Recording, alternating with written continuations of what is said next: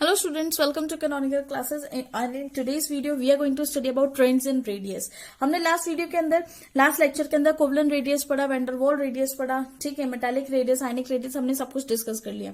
Now अब हम क्या पढ़ेंगे यहाँ पर कि क्या ट्रेंड है रेडियस का इन अ पीरियड और इन अ ग्रुप. ठीक है, तो वन बाय वन डिस्कस कर लेते हैं. अगर मैं सबसे फर्स्ट बात करूं कि on moving down the group, अगर हम सबसे पहले ग्रुप की बात करें, ग्रुप में क्या रोल शो करता है, मतलब ग्रुप में इसका कैसा इफेक्ट होता है, तो लिखते हैं on moving down the group. ठीक है, मतलब किसी भी ग्रुप में अगर हम नीचे मूव करते हैं, द एटॉमिक रेडियस इंक्रीजेस. जो आपका एटॉमिक रेडियस होता है वो इंक्रीज हो जाता है due to increase in number of shells. क्यों हो जाता है इंक्रीज? क्योंकि नंबर ऑफ शेल्स क्या हो जाती है, उसकी बढ़ जाती है. ठीक है, फॉर एग्जाम्पल जैसे हमारे पास है ली, ना, की, रूबी, से, फ्रेंडशिप. ठीक है, हमारे पास ये है ग्रुप 1 के एलिमेंट्स हमने ले लिए, lithium, sodium, potassium, rubidium, caesium, francium, ये सब है. तो ये एक ग्रुप है जिसको हमने ग्रुप 1 बोला. तो डाउन द ग्रुप अगर हम बात करेंगे, डाउन द ग्रुप इसका जो एटॉमिक साइज है, एटॉमिक साइज क्या हो रहा है, इंक्रीज हो रहा है. ठीक है, एटॉमिक साइज क्या हो रहा है, इंक्रीज हो रहा है. वहीं पे अगर हम पीरियड के अंदर बात करते हैं, पीरियड के अंदर अगर हम बोलें तो पीरियड के अंदर on moving from left to right, on moving from left to right. ठीक है, लेफ्ट टू राइट जैसे ही हम मूव कर रहे हैं किसी भी पीरियड में के अंदर, तो जो आपका एटॉमिक नंबर जो है वो इंक्रीज करेगा, है ना. Left on moving from left to right आपका जो एटॉमिक नंबर है, atomic number increases. Atomic number क्या होता है आपका, इंक्रीज कर रहा है, जिसकी वजह से ड्यू टू विच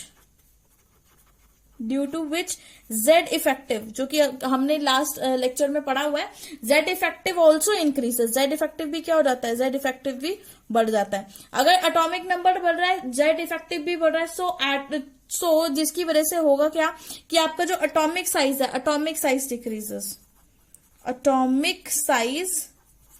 डिक्रीजेस. ठीक है, एटॉमिक साइज कैसे डिक्रीज होगा, देखिए होता क्या है कि जैसे ही अब अगर सपोज हम बात करते हैं किसी भी पीरियड के ले लेते हैं एलिमेंट. सपोज मेरे पास है लिथियम हो गया, बेरिलियम हो गया, बोरोन हो गया, कार्बन हो गया, नाइट्रोजन हो गया. ठीक है, एटॉमिक नंबर क्या है, 3, 4, 5, 6 एंड 7, एक ही पीरियड के एलिमेंट्स है. तो यहाँ पे होता क्या है कि लास्ट शेल के अंदर अगर हम इसकी इलेक्ट्रॉनिक कॉन्फ़िगरेशन देखें तो इसकी जो इलेक्ट्रॉनिक कॉन्फ़िगरेशन है उसमें होगा क्या कि आप सिंपल शेल वाली इलेक्ट्रॉनिक कॉन्फ़िगरेशन लिखो तो इसकी क्या आएगी 2, 1, इसकी क्या आएगी 2, 2, इसकी क्या आएगी 2 और 3. ठीक है, इसकी क्या आएगी 2 और 4 और इसकी क्या आएगी 2 और 5. ठीक है, बट नंबर ऑफ शेल्स देखिए इसमें K और L, सेम K और L, इसमें भी K और L, इसमें भी K और L और इसमें भी क्या है K और L. ठीक है, नंबर ऑफ शेल्स सेम है, बस आपको डिफरेंस क्या देखने को मिल रहा है कि लास्ट शेल के अंदर इसमें 1 है, इसमें 2 है, 3, 4, 5, मतलब कॉन्जिक्यूटिवली एक नंबर से इंक्रीज होता जा रहा है. यही आपको देखने को मिला. ठीक है, तो अब यहाँ पे हुआ क्या, जैसे ही आपका जो एटॉमिक नंबर बढ़ता जा रहा है, ठीक है, इलेक्ट्रॉन बढ़ते जा रहे हैं, मतलब आपका आगे जाते जाते एटॉमिक नंबर भी बढ़ रहा है. तो जैसे ही एटॉमिक नंबर बढ़ेगा तो एटॉमिक नंबर किसके इक्वल होता है, number of protons. Atomic number बढ़ रहा है तो नंबर ऑफ प्रोटॉन्स भी बढ़ रहे हैं, और अगर नंबर ऑफ प्रोटॉन्स बढ़ रहे हैं तो उसका जो इफेक्ट है इस सेम शेल के ऊपर वो बढ़ता जाएगा. ठीक है, अब आप तो ये भी सोच रहे होंगे कि इसके अंदर भी तो नंबर ऑफ प्रोटॉन बढ़ेंगे, इसमें तो बहुत ज्यादा प्रोटॉन बढ़ रहे हैं तो इसका एटॉमिक साइज क्यों इंक्रीज हो गया. इसमें नंबर ऑफ प्रोटॉन्स तो बढ़ रहे हैं लेकिन इसका न्यूक्लियस का इफेक्ट कम होता जा रहा है क्योंकि शेल चेंज होती जा रही है. ठीक है, जैसे कि लिथियम के अंदर अगर हम बात कर रहे हैं 2 और 1, इसमें KL है. ठीक है, ये आपका न्यूक्लियस K और L शेल है. वहीं पे अगर हम सोडियम की बात करें तो atomic number is 11, 2, 8, 1, K, L और M. ठीक है, ये रहा न्यूक्लियस. तो यहाँ पे देखो न्यूक्लियस से L तक का डिस्टेंस, न्यूक्लियस से M तक का डिस्टेंस भी बहुत ज्यादा हो गया, लेकिन यहाँ पर डिस्टेंस सेम है. डिस्टेंस सेम है लेकिन एटॉमिक नंबर इंक्रीज कर रहा है, प्लस एटॉमिक नंबर इंक्रीज कर रहा है मतलब नंबर ऑफ प्रोटॉन्स इंक्रीज कर रहे हैं। तो न्यूक्लियस के ऊपर जितना भी चार्ज होता है दैट इज पॉजिटिव चार्ज, वो क्या करेगा, इलेक्ट्रॉन्स को और स्ट्रांगली होल्ड करके रखेगा जैसे ही आपके नंबर ऑफ प्रोटॉन्स बढ़ते जाएंगे, जिसकी वजह से जब हम लेफ्ट टू राइट मूव करते हैं आपका जो जेड इफेक्टिव इंक्रीज हो जाता है और आपका एटॉमिक साइज क्या हो जाता है, डिक्रीज हो जाता है, क्योंकि न्यूक्लियस उसको पुल करके रखता है अपनी तरफ, राइट। हाँ, एक क्वेश्चन होता है कि noble gases had larger size in their respective period, मतलब जो भी आपकी नोबल गैसेस होती हैं, noble gases have larger size in their respective period, in their respective period, ठीक है। नोबल गैस का जो साइज है वो बहुत बड़ा है अपने खुद के पीरियड में। ऐसा क्यों होता है, रीजन क्या है इसका? देखिए, इसका सबसे अच्छा रीजन बता दूं कि जो भी हमारे पास नोबल गैसेस होती है उनके पास कौन सा रेडियस होता है, vendor Waals radius, vendor Waals radius, क्योंकि वेंडर वॉल रेडियस प्रेजेंट ही उन एटम्स के बीच में होता है जो कि नॉन बॉन्डेड एटम्स है, और हमें पता है कि हमारे नोबल गैसेस किसी के साथ बॉन्ड बनाते ही नहीं है, ठीक है। तो अगर हम इसका वो देखें, इसका सीक्वेंस ऑर्डर देखें, इसका ऑर्डर देखें कि तो हमारे पास आर वेंडर वॉल रेडियस जो था, ठीक है, was greater than r metallic was greater than r covalent, मतलब सबसे स्मॉल रेडियस किसका था आपका, आर कोवलेंट रेडियस किसका सबसे स्मॉल था, कोवलेंट रेडियस सबसे छोटा था, उससे बड़ा मेटालिक और सबसे बड़ा वेंडरवॉल, ठीक है, क्योंकि उनके बीच में डिस्टेंस ज्यादा था। तो सिंपली अगर आपसे कोई पूछे कि नोबल गैसेस का साइज बड़ा क्यों होता है अपने रिस्पेक्टिव पीरियड में, साइज तो डिक्रीज कर रहा है फ्रॉम लेफ्ट टू राइट, लेकिन इसका रीजन क्या आएगा आपके पास कि इसके पास वेंडरवॉल रेडियस होता है, राइट, ठीक है। वहीं पे एक और इंपॉर्टेंट चीज कि एटॉमिक रेडियस जो है of oxygen is greater than nitrogen, है ना, ये भी इंपॉर्टेंट क्वेश्चन है। Atomic radius of oxygen is greater than, किससे ग्रेटर होता है, is greater than nitrogen, nitrogen से ग्रेटर रहता है, ठीक है। Atomic radius of oxygen is greater than nitrogen, ऐसा क्यों है? देखिए, अब डिस्कस कर लेते हैं। सपोज मेरे पास यहाँ पे ये नाइट्रोजन है, यहाँ पे मैंने लिखा ऑक्सीजन, ठीक है। Atomic number 7, atomic number 8, configuration लिखिए 1s2 2s2 2p3, इसकी देखिए, इसकी क्या आएगी 1s2 2s2 2p4, यही इसकी इलेक्ट्रॉनिक कॉन्फ़िगरेशन है ना। अब इसका अगर मैं वो शेल का डायग्राम बनाऊं, ऑर्बिट्स बनाऊं, तो ये 1s ऑर्बिट है, ये 2s ऑर्बिट है, और ये क्या है 2p ऑर्बिट है, 2p ऑर्बिट है, राइट। यहां पर भी बना लेते हैं, ये 1s बना लेते हैं, ये 2s बना लेते हैं, ये 2p बना लेते हैं, इसमें थोड़ा 2p छोटा बन गया तो इसमें थोड़ा बड़ा बना लेते हैं, राइट, ठीक है। तो ये आपके पास आ गया। अब देखिए 1s के अंदर 2 इलेक्ट्रॉन्स आपने डाल दिए, 2s के अंदर भी 2 इलेक्ट्रॉन्स आपने डाल दिए, p के अंदर 1 2 3, ठीक है, मतलब ये क्या है, हाफ फील्ड है, हाफ फील्ड है, हाफ फील्ड, हाफ फील्ड है, तो कॉन्फ़िगरेशन कैसी हो गई, स्टेबल कॉन्फ़िगरेशन, स्टेबल कॉन्फ़िगरेशन, ठीक है। इस यूनिवर्स के अंदर हर कोई स्टेबल होना चाहता है, तो इसकी तो कॉन्फ़िगरेशन स्टेबल हो गई भाई, है ना। अब यहां पर देखो, अगर इसके केस में देखो तो यहां पर 2, फिर यहां पर 2, फिर यहां पे 1 2 3 और 4th वन आ गया यहां पर, ठीक है। तो हुआ क्या, ऑक्सीजन के जब इलेक्ट्रॉन के अंदर पेयरिंग हो रही है p ऑर्बिटल के अंदर, ड्यू टू विच ये जब इलेक्ट्रॉन एंटर करेगा ये इसको आसानी से एंटर नहीं करने देगा, यहां पर क्या होगी, इंटर इलेक्ट्रॉनिक रिपल्शन, मतलब यहां पर क्या फील हुआ है उसको, इलेक्ट्रॉन रिपल्शन, क्या फील हुआ है उसको, इलेक्ट्रॉन रिपल्शन हुआ है। So size become large than nitrogen, जिसकी वजह से साइज जो क्या है नाइट्रोजन से बड़ा होना चाहिए, ठीक है।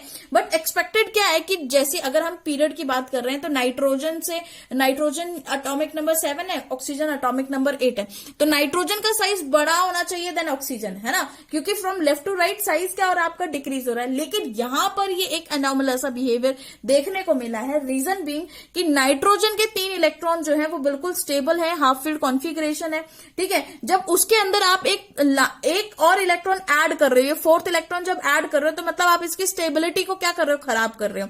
तो इलेक्ट्रॉन क्या करेंगे कि उसको आने से रोकेंगे, और जिसकी वजह से यहाँ पे क्या हो जाएगी, इलेक्ट्रॉन इलेक्ट्रॉन रिपल्शन, और रिपल्शन जब होगी तो वो एक दूसरे को दूर फेंकेंगे, दूर फेंकने की वजह से उसका साइज क्या हो जाएगा, इंक्रीज हो जाएगा, उसका साइज क्या हो जाएगा, आपका इंक्रीज हो जाएगा। इसीलिए बोला जाता है कि जो एटॉमिक रेडियस है ऑक्सीजन का is greater than that of nitrogen, वो नाइट्रोजन से हमेशा क्या रहेगा, बड़ा ही रहता है।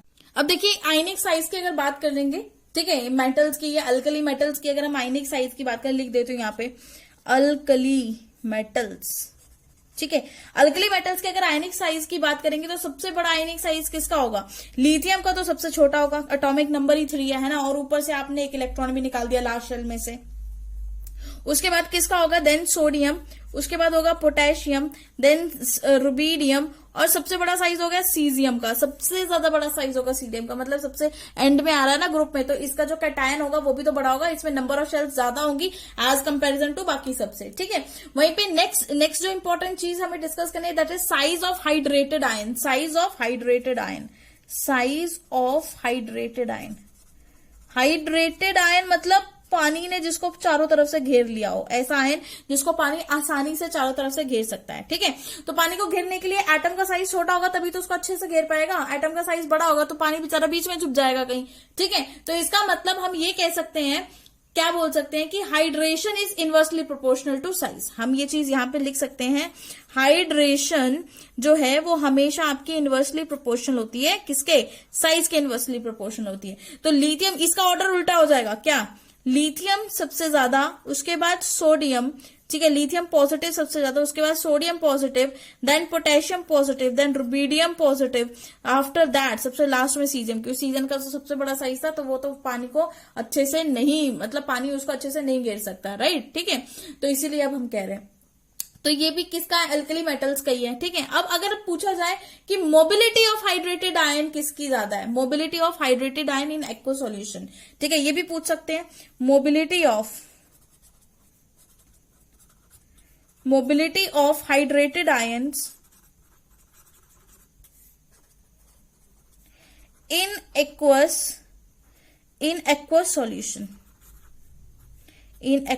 सॉल्यूशन, किसकी मोबिलिटी ज्यादा होगी, तो मोबिलिटी तो उसकी ज्यादा होगी जिसका साइज बड़ा होगा, वो आसानी से मूव कर सकता है, सबको टक्कर मार के जा सकता है, राइट, ठीक है। तो फिर से ऑर्डर क्या हो जाएगा आपका, वही ऑर्डर हो जाएगा, लिथियम का सबसे कम मोबिलिटी क्योंकि वो सबसे ज्यादा हाइड्रेटेड है, ठीक है, उसको हिंड्रेंस, यहाँ पे हिंड्रेंस बहुत होगी, वाटर उसको मूव नहीं करने देगा, वाटर किसको मूव करने देगा, जिसके पास वाटर मॉलिक्यूल सबसे कम है, तो वाटर मॉलिक्यूल किसके पास सबसे कम होंगे, आपके सीजियम के पास, और लिथियम के पास तो वाटर मॉलिक्यूल ही सबसे ज्यादा होंगे, तो इसीलिए हम क्या बोल सकते हैं, लिथियम, उसके बाद हम डालेंगे Na पॉजिटिव, देन हम डालेंगे K positive, then rubidium positive, और सबसे ज्यादा मूवमेंट कौन शो करेगा आपको, सीजियम पॉजिटिव, ठीक है। तो ये चीज थी कि इसके लिए सबसे इंपॉर्टेंट चीज आपको जो याद रखनी है that is hydration is always inversely proportional to size, इसलिए जिसका सबसे ज्यादा छोटा साइज है वाटर मॉलिक्यूल उसको चारों तरफ से घेर लेगा, लेकिन जिसका बड़ा साइज है उसको वाटर मॉलिक्यूल इतने अच्छे से घेर नहीं सकता है, उसको चारों तरफ से मतलब उसको नहीं कवर कर सकता है, ठीक है। अब आगे अगर बात करें कि पीरियड के अंदर alkali metal are largest in size while halogen are smallest, very important, कि अगर एक पीरियड में हम बात करते हैं तो अल्कली मेटल का साइज सबसे लार्जेस्ट होता है ना, इस पॉइंट को भी नोट करते हैं। इन अ पीरियड क्या लिखते हैं यहाँ पे, इन अ पीरियड